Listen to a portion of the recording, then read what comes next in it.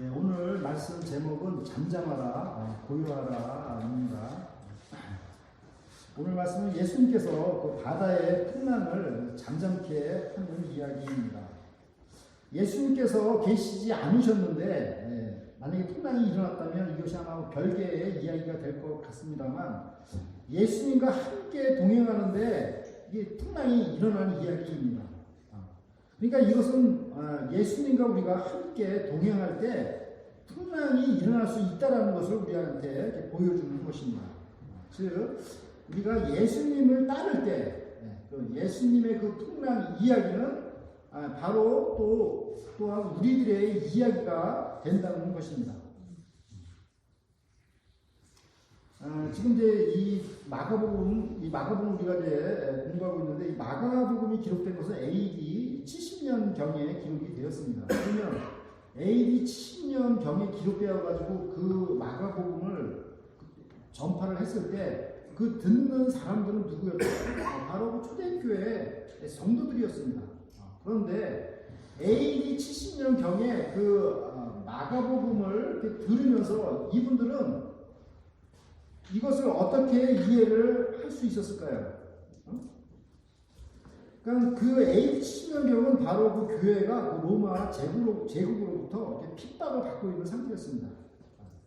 그러한 초대교회의 성도들에게 이 바다의 풍랑을 잠잠케 하는 이 이야기는 바로 그들의 이야기가 될 것입니다. 여기서 배는 교회를 상징합니다. 그러니까 그 배가 풍랑을 만나서 위태위태한 이 스토리가 바로 이 교회가 핍박을 받아서 위태위태한 그러한 상황과 연결이 되는 것입니다. 초대 교회는 예수님의 십자가와 부활로 세워졌습니다. 그런데 로마 제국의 핍박 앞에서 마치 풍랑 앞에서 흔들리는 배처럼 교회는 풍전등화와 같은 상황이었습니다.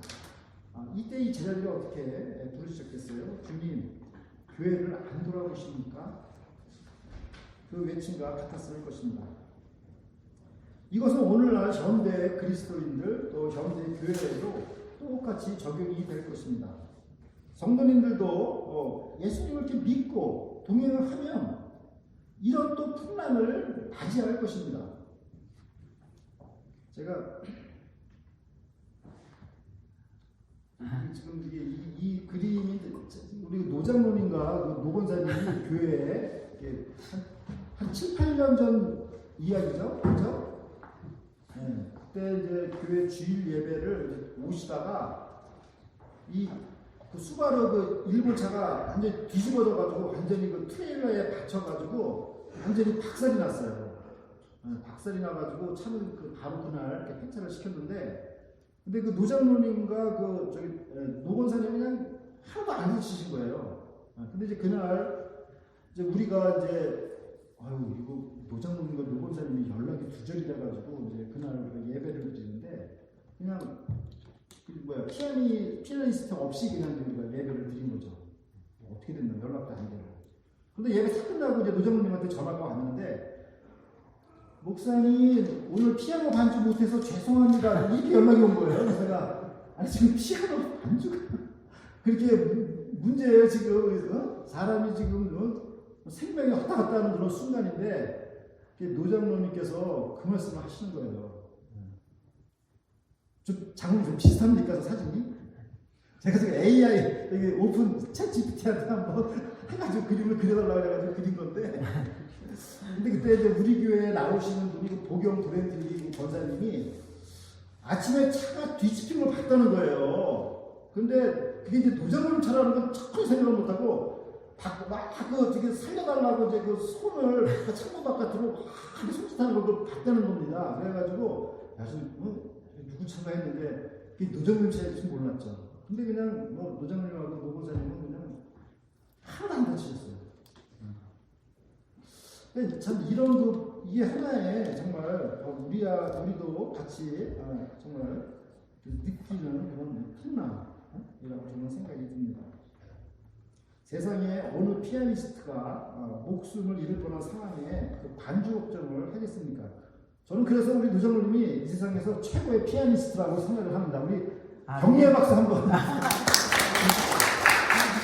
우리 노정님 간다실 때 약간 좀 약간 삐깅하고 이렇게 좀 하실 때도 예, 정말 그 마음이 정말 세계적인 피아니스트라고 저는 생각됩니다. 그 초등학교 5학년 때 배운 그 피아노 그 실력 가지고 지금 이렇게 연주하시니까 참 너무 하나님께 영광이 됩니다.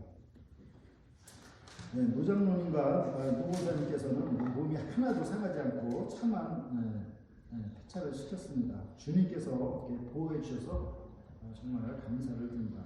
이처럼 오늘날 성도들에게도 안전, 건강을 위협하는 풍랑, 또 취업, 돈, 경제로 위협하는 풍랑 등등이 이렇게 믿는 자들을 공격을 합니다.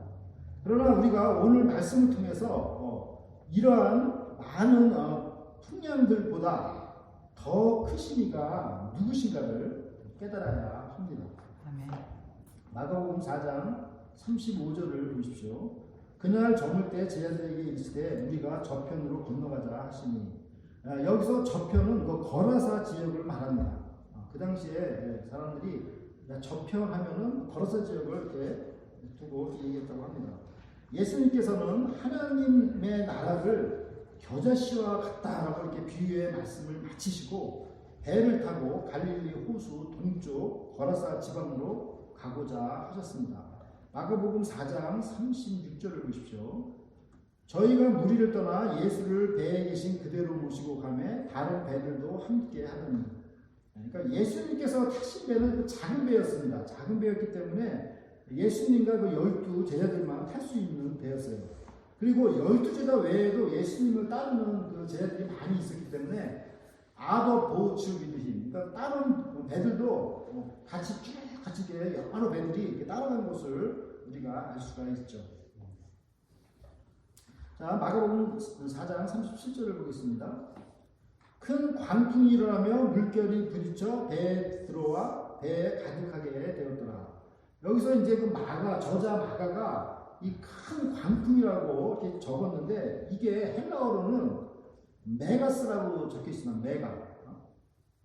그러니까 우리가 보통 뭐 메가톤급이다 할 때 이게 메가라는 단어 쓰지 않으니까 헬라어 원어로 furious squall이 메가라는 거예요. 메가스. 영어로는 그래, 여기서는 furiously 나왔는데 이 단어를 오늘 본문에 3번이 나옵니다. 그러니까 37절에 한 번 나오고 그 다음에 39절에 나오고 41절 똑같은 이 메가라는 단어가 나옵니다. 다시 말해서 큰 광풍, 큰 잠잠함, 큰 두려움, 이 3가지를 마가가 이렇게 기록을 한 걸 보면 이것이 우리한테 주는 메시지가 있다고 생각이 됩니다. 바로 이 메가스 폭풍이 일어나서 물이 배에 가득하게 되었습니다. 성경에서 바다나 물 이런 것들은 무질서나 혼돈을 상징하고 있습니다. 제자들이 얼마나 놀랐겠습니까? 마가복음 4장 38절을 보십시오.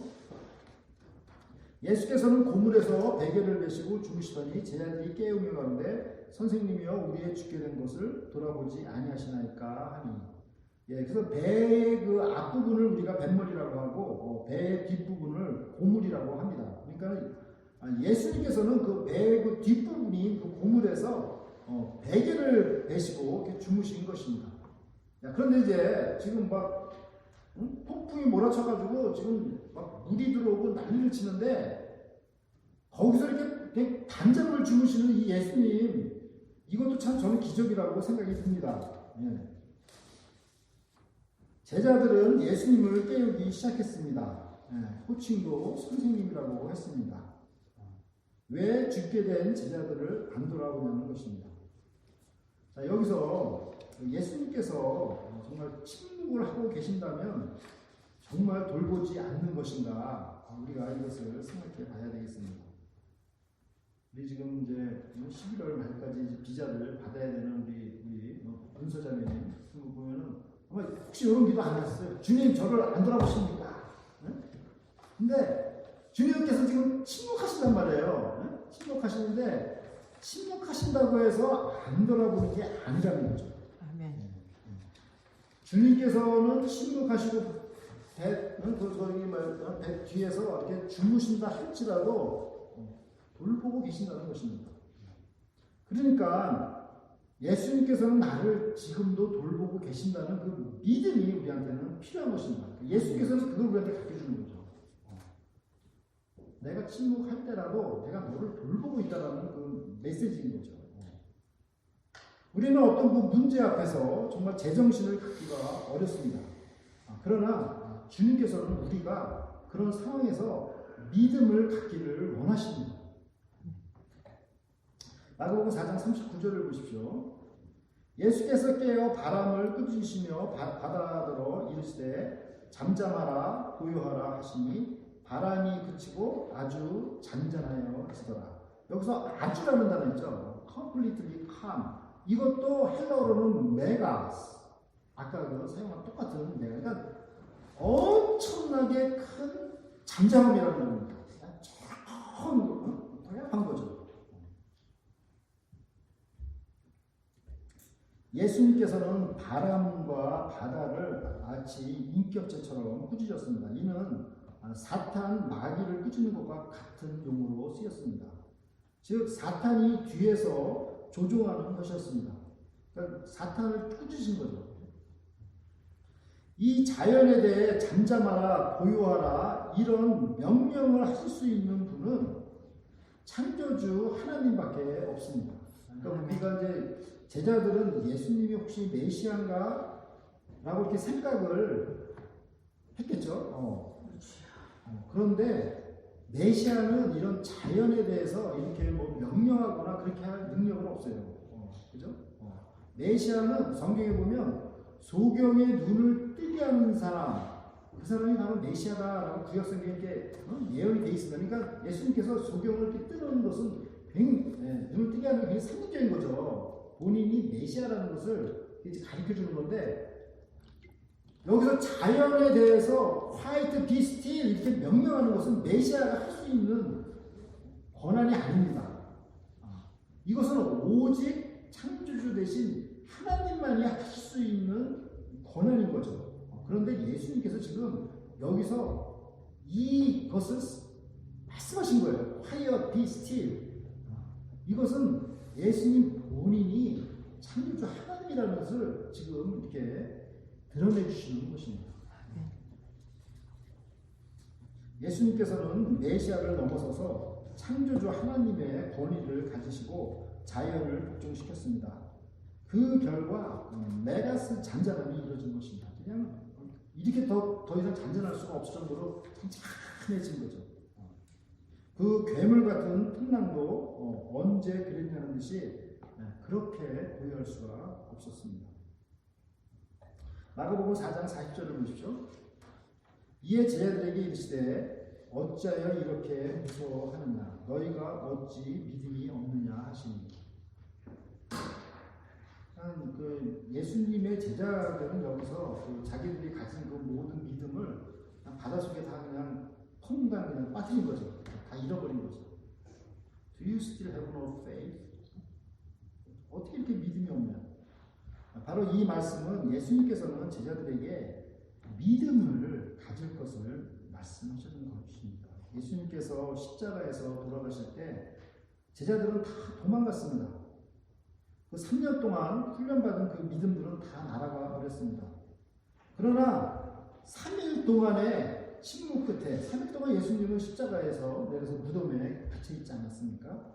그 3일 동안의 침묵 끝에 어떤 일이 일어났습니까?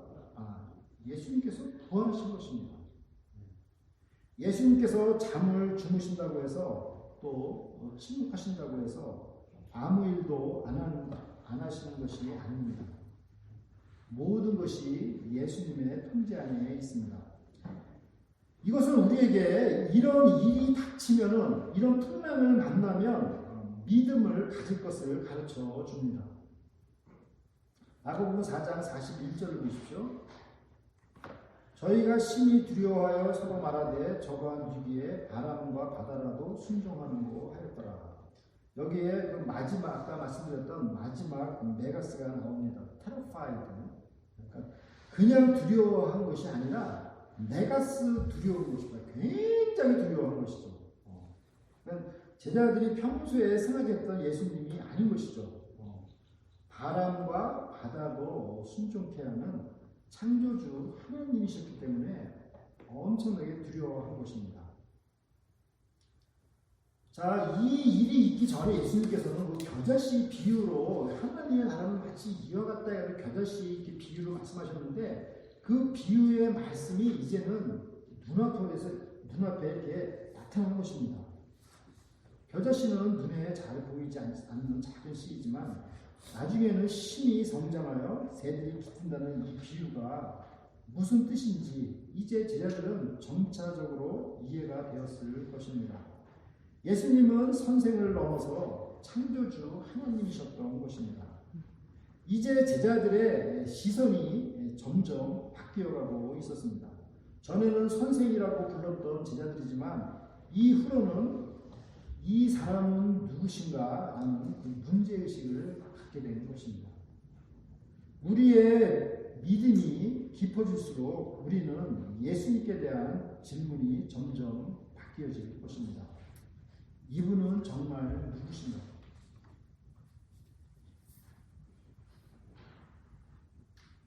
네, 제가 이번에 캘리포니아 가서 우리 딸하고 얘기를 많이 했는데 자기가 하나님은 좀 알겠는데 예수님 잘 모르겠다고 그런 얘기를 해가지고 한참 얘기하다가 결말을 못하고 이렇게 돌아왔는데요.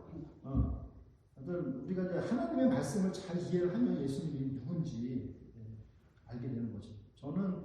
저도 6살 때부터 교회를 다녔는데 하나님은 알겠는데 예수님이 누군지 잘 좀 모르다가 대학교 2학년 때 그게 알게 된 게 참 신기했어요. 그 마가복음 2장 5절 말씀을 듣고 소자야 내 죄상을 받았느니라 그 말씀이 제가 그렇게 영접하게 되면서 예수님께서는 우리의 죄를 살 수 있는 권세가 있으신 분이시구나. 저는 그게 이제 받아들여져가지고 그때 예수님이 누구신지 저는 좀 이해가 됐습니다. 그러나 아무튼 우리가 이 예수님은 정말 누구신가 우리가 더 믿음이 깊어질수록 점점 더 우리가 생각을 해야 되겠죠. 아무튼 우리가 오늘 말씀을 3가지 키워드로 묵상하고자 합니다. 첫 번째 키워드는 스톰, 폭풍. 두 번째 키워드는 스트롱거, 더 강한. 세 번째 키워드는 스테디, 침착함입니다. 첫 번째 스톰, 폭풍입니다. 우리는 이 폭풍의 뜻이 무엇인지 점점 알게 될 것입니다. 초대교회 성도들은 세상에서 받는 그 박해와 그 핍박을 폭풍으로 생각했을 것입니다. 오늘날도 크게 다르지 않습니다. 성도들에게 여러 가지 모양으로 폭풍이 일어납니다.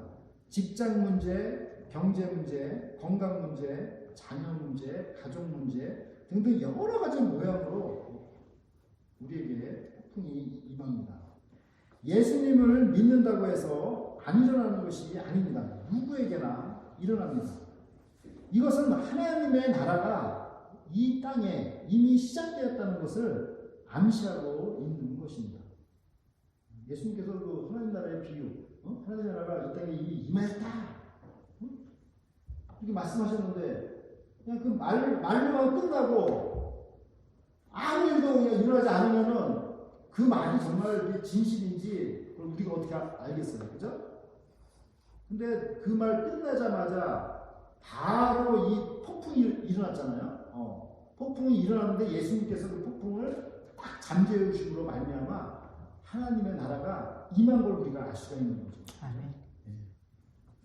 그 다음에 더 스트롱거, 더 강한입니다.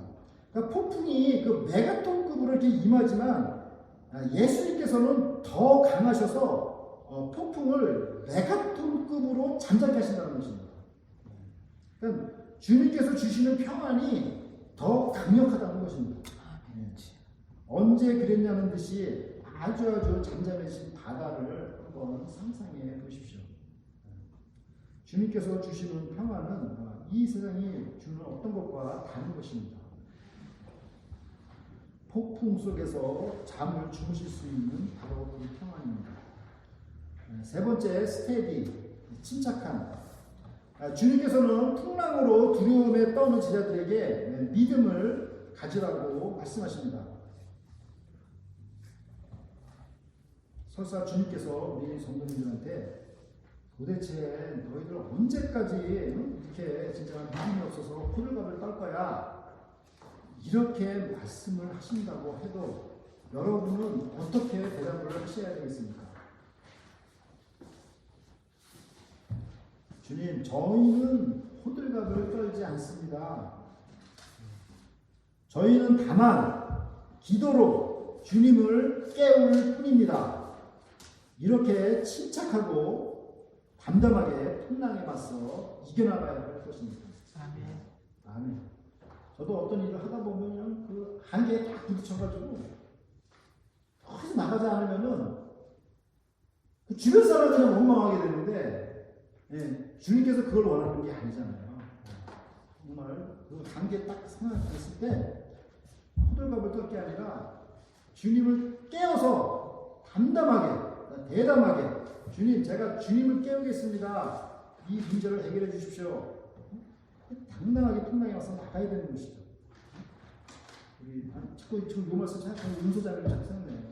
그냥 진짜 며칠 안 남았는데 일주밖에 안 남았는데 이 비자를 못 받으면은 그냥 뭐 누구 생각하지 마세요. 그냥 주님만 바라보시고 주님만 바라볼 줄 믿습니다. 윤소장은 이거 누굴 바라보겠어요. 그냥 주님만 바라보고 주님 그냥 저는 뭐 두려워하지 않습니다. 저는 주님만 바라보고 저는 기도하고 나갑니다. 네.